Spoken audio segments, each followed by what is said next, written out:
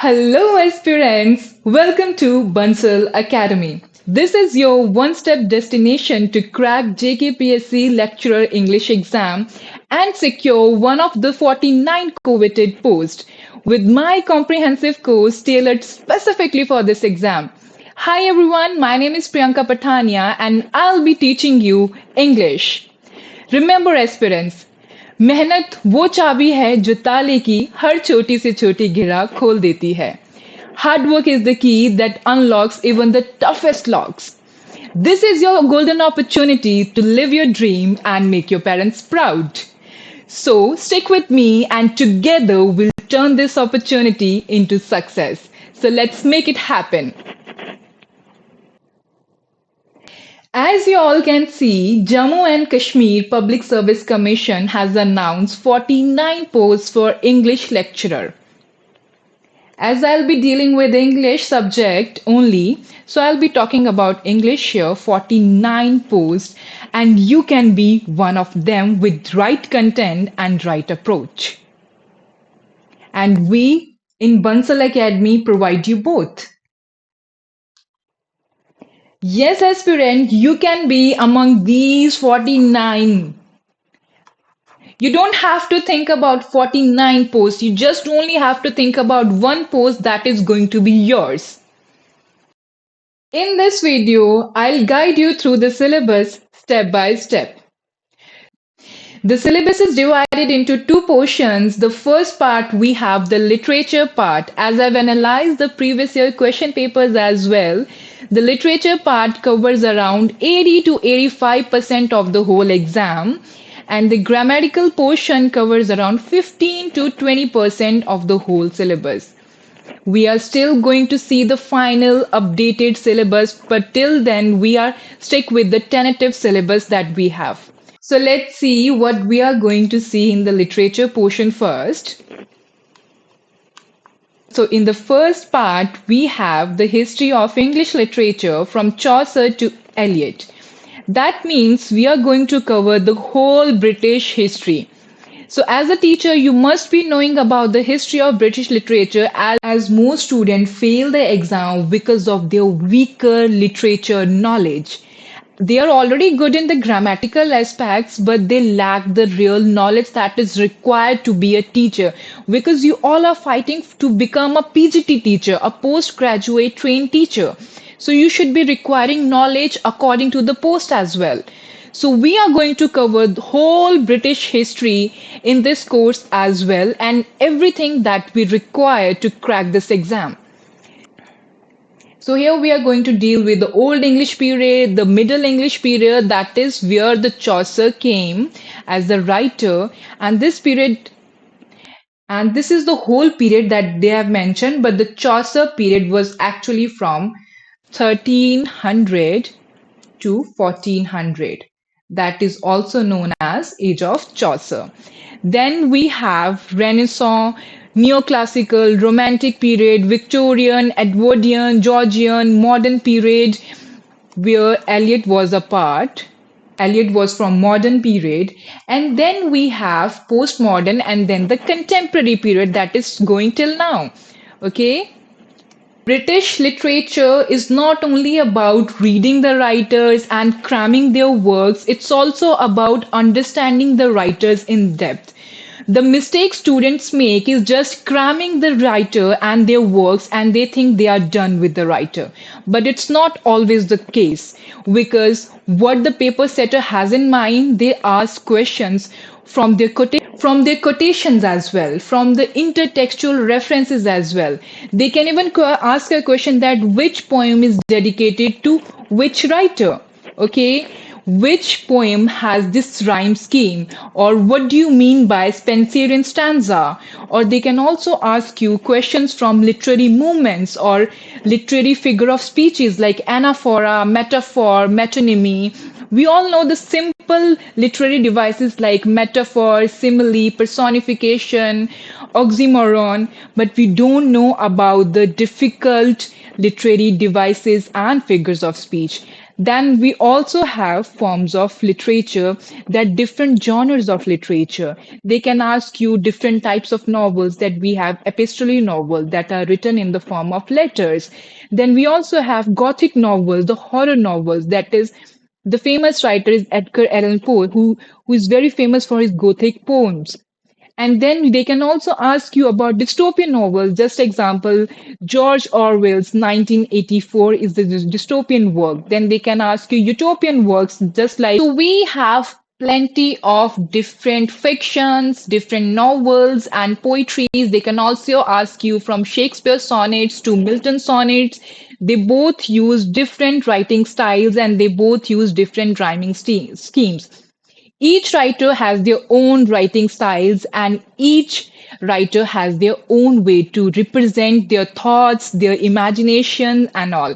Like, so don't worry, I am going to teach you each and everything, each and every writing in a chronological manner. Why in a chronological manner? So that you are going to remember each writer and their works with their writing styles and the rhyming schemes and the publishing dates in a story manner, so that in the paper, when you're going to see the questions, you're not going to feel like, oh, I haven't done that writer. You're going to feel that, yes, I have done that writer, and that writer belongs to a specific age. For example, we have Chaucer. Chaucer belonged to age of Chaucer, and he used to write in Middle English, and he used to use rhyme royal and heroic couplets, right? And that's how we are going to learn about different writers. The second point, we have the literary criticism. It's not as easy as it seems, but I'll make sure to make it as easy as for you all possible by making you learn all these writer in the form of stories, in the form of, so that you won't forget in the exam. So here they have specifically mentioned Aristotle, Coleridge, Arnold, T.S. Eliot. Okay, Aristotle, we can see here, is the Greek critic. We have also critics before that, Socrates, and the student of Socrates was Plato, and the student of Plato was Aristotle. Basically, Plato is the teacher of Aristotle. Then we have Roman critics like Horace, Longinus, Quintilian. Then we have Middle Age critics like Philip Sidney. Okay, and Enlightenment age critics, we also have John Dryden, Alexander Pope, Samuel Johnson. Samuel Johnson used to criticize each and every writer. So we are going to read his works as well. In the lives of the poets, he have talked about each and every writer of his time and even of the further times as well. Then we have all these writers and critics as well, though they are not directly mentioned in your syllabus, but we have seen questions regarding these critics as well as in the previous year questions. Okay, then we have Romantic age critics like William Wordsworth. William Wordsworth has written Preface to Lyrical Ballads. With this, he has announced a new age called as Romantic age, where they are his contemporary Samuel Taylor Coleridge. He has written Biographia Literaria and also written some poems in the Preface to Lyrical Ballads with William Wordsworth as well. We have all read the famous poem of S.T. Coleridge, The Rime of the Ancient Mariner, in grade 10th, remember? Okay, there was some questions that we can see in the exams to make you know that what kind of a questions you are going to see in the exam as well. So here we can see some questions related to literary criticism, and we have the phrase willing suspension of disbelief was coined by which writer? So the correct answer is S.T. Coleridge. Samuel Taylor Coleridge has coined the phrase willing suspension of disbelief in his work Biographia Literaria 1817. Okay, that means you are willingly suspending your logical and critical thinking and ready to accept what the author has to offer. For example, if the author is using supernatural elements, ghosts, then you are just there as a reader to enjoy his work, to enjoy what he has written. So the third portion we have English poetry and playwrights with particular reference to Shakespeare, John Milton, John Dryden, William Wordsworth, Byron, Shelley, Keats, Coleridge, G.B. Shaw, Yeats, and Eliot. Okay, so these are the writers from different ages of British literature. So here we have Shakespeare from Elizabethan age, then we have John Milton, the writer of Paradise Lost, Lycidas, Comus, and the writer of Paradise Regained as well. And then we have John Dryden, William Wordsworth. He's the poet and the romantic poet. The writers from Romantic age, we have Byron, Shelley, Keats, and Samuel Taylor Coleridge. Then we have G.B. Shaw, Yeats, the Irish writer.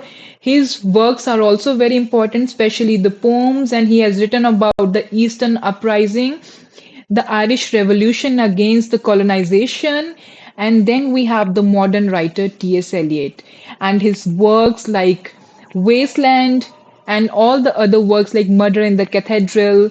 And T.S. Eliot has also written plays, poems, and novels as well. So he is a very important critic, poet, and a novelist as well.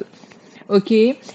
Next, we have English fiction with respect to Jane Austen, Charles Dickens, Thomas Hardy, the writer of Tess the D'Urbervilles, James Joyce, Graham Greene. Okay, these all are very important writers for your exam perspective, and we are going to read them in the history of British literature as well, and we are going to do questions regarding each writer so that your concept will be really clear regarding the writer. James Joyce is very famous for his writing technique, and that is stream of consciousness. Stream of consciousness, stream of thoughts running wild in your mind, and you are just writing, and it is very hard to understand. But I'll be explaining you in a very simpler word so that you'll be understanding it in a really simpler and easier manner. So, in his work, A Portrait of an Artist as a Young Man, James Joyce has used stream of consciousness. Then we have English essay with particular reference to Bacon. Yes, Francis Bacon. You can even see a picture of him here. He is the father of English essay. Yes, with his work, Essays, he started essays writing in England. So that's why, with his one work, Essays, he's called as the father of English essays. Then we also have Edison, Charles Lamb, a very famous writer. He has written a letter to Elia as well. Then we have William Hazlitt. We are going to cover all these writers in my course, and that too in a very easier manner with using mind maps, these specially animated PPTs as well, so that you will be remembering each and every point clearly. What we have to prepare overall, we have to prepare British literature, all the history of English literature from Chaucer to Eliot. Then we are also going to study literary criticism and about all the critiques and their works, and do not forget about the quotations as well. Then different genres, forms of literature, fiction, essays, poetries like sonnets, love poems, Elizabethan poems, how poems at that time, then novels, epistolary novels, dystopian novels, romantic novels, gothic novels, all the types of novels we are going to cover in this course. Then we have literary terms and devices.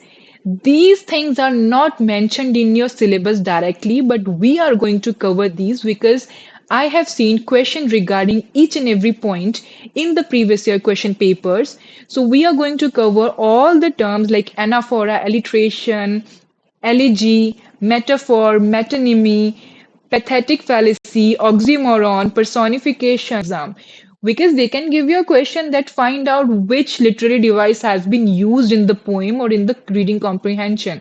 Okay, so we are going to study them in depth.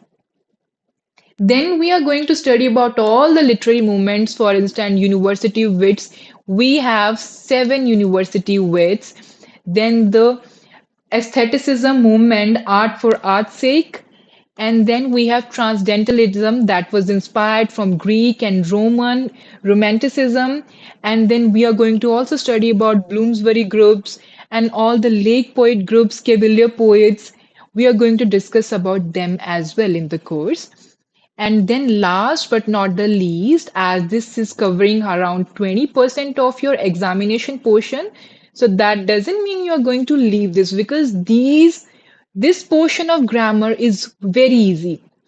If you once see only one video of this grammatical portion regarding each topic, this will be really clear to you and you are going to solve all the 15 to 20 questions very easily. Going to leave this because this portion of grammar is very easy. If you once see only one video of this grammatical portion regarding each topic, this will be really clearer to you and you are going to solve all the 15 to 20 questions very easily. We have questions from topics like tenses, prepositions, articles, synonyms, and antonyms. In total, I guess we have 6 questions from synonyms and antonyms. And then we have parts of speech and spot the errors. You are going to be seeing that there will be some sentences and then it will be given and you have to spot the mistake, the error in that sentence. And we are going to see questions like filling in the blanks. So there will be a statement and there will be a blank. You have to fill the blank with the right tense or the right preposition or by using the right articles or the right part of speech. Okay, so that's how by analyzing the previous year question, I'm only saying these things. We don't know about the new pattern yet, but I'm pretty sure the pattern will be same. The paper will be conducted offline, so that's how we are going to approach this thing. So with this, I'm going to conclude this video. In the next video, I'll be discussing about the preparation strategy, the study plan, and the examination pattern. And we are also going to see some previous year questions so that you'll have an idea that what type of questions you are going to see in the exam.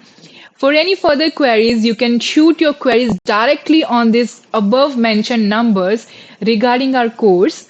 Thank you for watching.